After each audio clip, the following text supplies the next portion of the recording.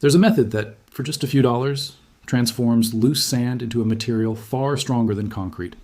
Zero mixing, zero curing agents, no Portland cement or kilns burning things at extremely high temperatures, just a couple of metal rods, a small low-voltage power supply, and ordinary sand. That's your entire list of materials. The result is an incredibly hard stone capable of withstanding heavy loads, held together at a molecular level by calcium carbonate. Exactly the same mineral found in your bones, the very same one that forms a muscle shell. In 2024, researchers from one of the country's top engineering universities confirmed that this works perfectly. It was news for a couple of days and then vanished completely. And it wasn't because the invention failed, but because the cement industry rakes in $400 billion a year. And a process that replaces its main product isn't something this industry wants you discussing at the corner hardware store. This is the story of electricity, sand, and the building material that needs you to forget everything. Long before humans figured this out, the planet was already doing it. Every time lightning strikes a beach or a desert dune, something permanent happens, right at the point of impact. The temperature at the very center of the lightning bolt exceeds 27,000 degrees Celsius, about 5 times hotter than the surface of the sun. As sand melts at around 1,700 grams when these two forces collide, the sand at the core of the lightning bolt evaporates, and the remaining grains fuse together, forming hollow glass tubes called fulgurites. The word comes from the Latin word fulgur, meaning lightning. These things branch out underground just like tree roots, retracing the exact path the electricity took as it entered the earth. Scientists find them in deserts, on beaches, and on mountaintops. Honestly, anywhere, lightning is a frequent visitor. So these aren't rare accidents. They're proof of a natural law. If you subject sand to intense electricity, you'll produce a solid material 100% of the time. The ancient Romans also took notice of this, although they didn't fully understand the chemistry involved. In the 1st century BC, Cicero used the phrase condere fulmina, meaning to unearth lightning, implying that the early Romans frequently encountered these crystal formations and knew what force had created them. The Greeks believed that fulgurites were irrefutable proof that Zeus himself had struck the earth, pure physical evidence of divine contact. They called them brontea, or lightning stones, and treated them as miraculous objects. 2,000 years before a materials engineer thought to publish an article, these civilizations already knew instinctively that electricity and the earth had a vibration that created something harder and rarer than any ordinary stone. Formal science stepped in at the beginning of the 19th century, and by 1800, geologists had fully deciphered how fulgurites formed. By the end of that same century, researchers were already recreating the process intentionally in their laboratories, passing electrical discharges through samples of sand and ground glass. What they saw there confirmed what any beach struck by lightning had been boasting about for millions of years. Electricity rearranges the loose, granular material into a solid, cohesive structure. The energy doesn't just heat the grains, it forces them to stick together. Then, in the 1930s, something much more controlled and far more practical came to light. Engineers working on soil stabilization discovered that if you passed a low-voltage current through wet soil, the water was expelled, compressing and strengthening the soil in the process. By the 1960s, this technique, which they called electroosmotic stabilization, was already being used in massive real-world civil engineering projects. Dams, embankments, and foundations, all thoroughly documented. It got to work and was so effective that it was entrusted with structures designed to withstand millions of tons of water. But here's the detail that no one wanted to talk about. Outside of technical manuals, electroosmotic stabilization only worked for removing water. So, researchers started asking a much cooler question. What if electricity could also trigger chemical changes within the material itself? What if it could create new minerals right in the middle of the grains? That question hung unanswered for decades, gathering dust in engineering journals, while the entire global industry continued pouring more cement year after year, until August 2024, when a civil and environmental engineering professor at Northwestern University published a study that finally answered the question once and for all. The article appeared in the journal Communications, Earth and Environment, and what it documented should have been front-page news in every newspaper on the planet. His team applied extremely low electrical currents of just 2 to 3 V, roughly equivalent to a couple of A-Way batteries, to marine sand soaked with seawater. What happened inside the sand wasn't just theoretical. That electrical current raised the pH of the seawater right next to the electrodes. This change in pH triggered a chemical reaction with the minerals already naturally dissolved in the water. These minerals, which are basically compounds of calcium and magnesium that the sea brings in enormous quantities, began to separate and solidify into calcium carbonate and magnesium hydroxide. Calcium carbonate is limestone and also happens to be the main material that gives structure to every clamshell, every mussel, every oyster bed, and every coral reef on the planet. These creatures have been pulling off this same electrochemical trick for hundreds of millions of years, only using their own metabolic energy. All the research team did was replace that metabolic energy with 2 volts of electricity. The minerals that formed went straight into the sand, filling the microscopic gaps between each grain. They filled those spaces and hardened, binding the grains together into a solid, continuous mass. The sand didn't just harden, it became like an immovable stone, a material where the minerals that formed inside are individually stronger than concrete, bonding to the sand at a molecular level instead of just spreading on the surface. Imagine how this works for us. His team did the math and calculated down to the last cent to electrically reinforce 1 cubic meter of sandy soil, which is roughly a regular-sized cube you could stand on. The cost is between $3 and $6. If you go the traditional way of injecting chemicals into the soil to do the same thing, you're spending up to $70 for that same meter. So this process does the same job for less than 1/10 of the price. You don't need heavy machinery, mixers, chemical trucks, or burning fossil fuels in furnaces at 100 grams per cubic meter. Just 2 electrodes stuck in wet sand and a small, low-voltage power supply. Keep that number in mind. $3 to $1 per cubic meter. And remember, the global cement industry is worth over $400 billion a year. Portland cement, the foundation of this entire lucrative business, was patented by a British bricklayer back in 1824. He named it after the Portland stone they extracted from the English coast, because he thought his heated limestone powder would produce something similar. For the next century, industrial manufacturers poured ridiculous amounts of money into the systems to mass produce it. Kilns, quarries, mills, distribution networks, technical standards, building codes, an entire civilization of infrastructure built around a single product. By the time much better options existed, changing the entire system felt impossible to afford. Not because the alternatives weren't viable, but because the Portland cement supply chain had become indispensable thanks to decades of entrenchment and consolidation.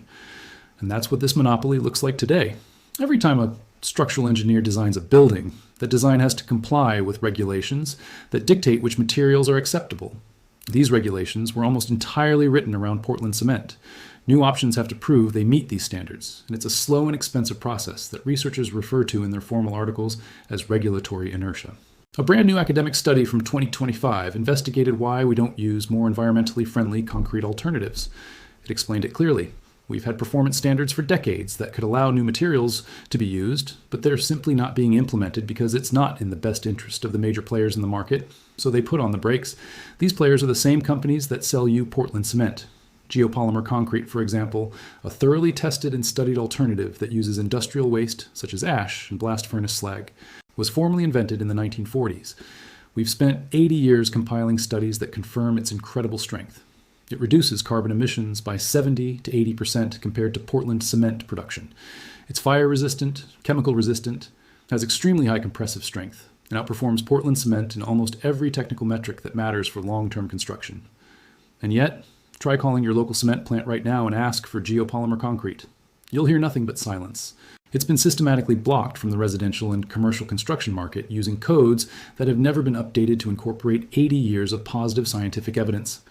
Codes written by committees where the cement industry's bigwigs have always had guaranteed seats. To give you a sense of scale, the Portland cement industry accounts for about 8% of all carbon dioxide emitted globally each year, more than the entire airline industry combined. For every ton of Portland clinker, the main ingredient, enormous quantities of carbon dioxide, are released directly into the atmosphere. More than 4 billion tons of cement are manufactured worldwide each year. The industry knows this perfectly well, and has known it for decades, but their response has been to lobby for permission to install carbon capture traps in their existing kilns. Pure technology that requires a huge investment in the same old infrastructure instead of supporting alternatives that would make those kilns unnecessary. And now, to what you came here for. Because you can perform the same electrochemical magic as the research with things you have on hand, and for almost nothing. You need 3 things: a saline solution. Saltwater works because it contains dissolved minerals and has the ionic conductivity the reaction requires. Sand or sandy soil is your working material. And a small, low-voltage direct current power supply with 2 electrodes that conduct electricity well. To prepare the salt water, add 3 to 4 tablespoons of non-iodized salt to a gallon of water. If you have seawater, that goes straight in without any problems. But if you bring groundwater that already contains natural minerals, it will work even better. The more dissolved minerals it contains, the faster and stronger the electrode deposition will be. To power it, use a 9V battery, inflate it, and the reaction will begin. Between 2 and 4V is the ideal voltage for calcium carbonate formation. If you increase the voltage to 4V, things change and you'll start producing magnesium hydroxide and hydromagnesite, which are the minerals found in the hardest rocks. With a simple car battery charger set to the lowest setting, you can run this all day long. For electrodes, any good conductor metal will do. Steel rods, pieces of copper pipe, even galvanized staples from the hardware store if it's a small job. Bury the two electrodes in the sand, leaving them about 4 to 6 inches apart. Next, you're going to soak the surrounding sand with your salt water until it's completely saturated. Connect the positive terminal to one electrode and the negative terminal to the other, and keep a close eye on it. You'll see tiny bubbles coming out of the negative side. That's hydrogen gas being released, a sign that the reaction has started. The miracle of mineralization is happening down there, where you can't see it, but believe me, it's working. If you're going to fix something small, like a broken tile, a loose border in the garden, or a patch in the foundation, leave it on for 48 to 8 to 72 to 2 hours. Then unplug it. Let the area cure for another 24 hours and test it with your thumb. With a week of continuous treatment on well-soaked sand, you'll get a material that can withstand a good impact, and you'll feel it right away. The longer you leave it, and the more mineral-rich your water is, the more calcium carbonate forms between the grains, resulting in a stronger material. If you want to take it to the next level, the process scales up just like that. More electrode pairs, more salt water, more treated area at the same time. You don't have to increase the voltage because you're not forcing the current to travel a longer path. Now, what you're doing is multiplying your independent reaction zones. The coolest use for this is for repairs. Those cracked concrete foundations that absorb moisture and started to peel can be fixed by drilling small holes in the damaged area and filling them with mineralized salt water. You insert steel rods into the holes and apply a low voltage current. Electroplating fills the crack from the inside with calcium carbonate, cultivating new mineral directly within the structure. The labs pulled off this exact job to patch reinforced concrete that was already cracked in coastal structures, and it's definitely not a temporary patch. The new mineral bonds to the existing matrix at the exact same chemical level as the original material. Now, think for a second about the blow this represents for the $400 billion industry sitting on top of this information. A few giant corporations worldwide practically control the material that holds up the entire built world. Their profits depend on a product that requires burning insane amounts of fossil fuels at temperatures that other industrial processes can't even dream of reaching. Every building code that mandates the use of Portland cement is like signing a mandatory purchase order for them. Every decade that geopolymer concrete is stuck in regulatory limbo is a whole decade of guaranteed sales and no competition for these people. Every researcher who publishes a study on electroplating solidification that no one in the commercial sector follows is a bullet they've managed to dodge. It's the same old story. Technology doesn't disappear. It can't. Chemistry remains thoroughly documented in academic journals that anyone with internet access can check. What disappears is the path to commercialization. The product never reaches your hardware store shelves. Building codes are never updated. The university study remains for other professors to cite, while every contractor in the country ignores it. The knowledge is there. What doesn't exist is the application, because for amber to be applied, someone has to stop buying, and the owners of this business have spent 100 years making sure that no one in the entire supply chain benefits from making that happen. The earth has been making stone from sand since the first lightning bolt struck a beach. The ancient Romans dug it up and said it was a miracle. In the 1930s, some engineers stumbled upon this electrical mechanism and built dams with it, and in 2024, they proved it to you with just 2 volts and salt water, publishing the results in a scientific journal that almost no one outside academia reads. And tomorrow, every measly construction project in your city will dump tons of Portland cement, releasing carbon into the atmosphere because the regulations require it. And it turns out those regulations were written by the same people who sell the cement. This information was never buried deep down. It was hidden in plain sight, where only someone actively searching for it would find it. But guess what? Now you're one of those people. Subscribe to the channel so you don't miss the next time we unearth something you were never supposed to find.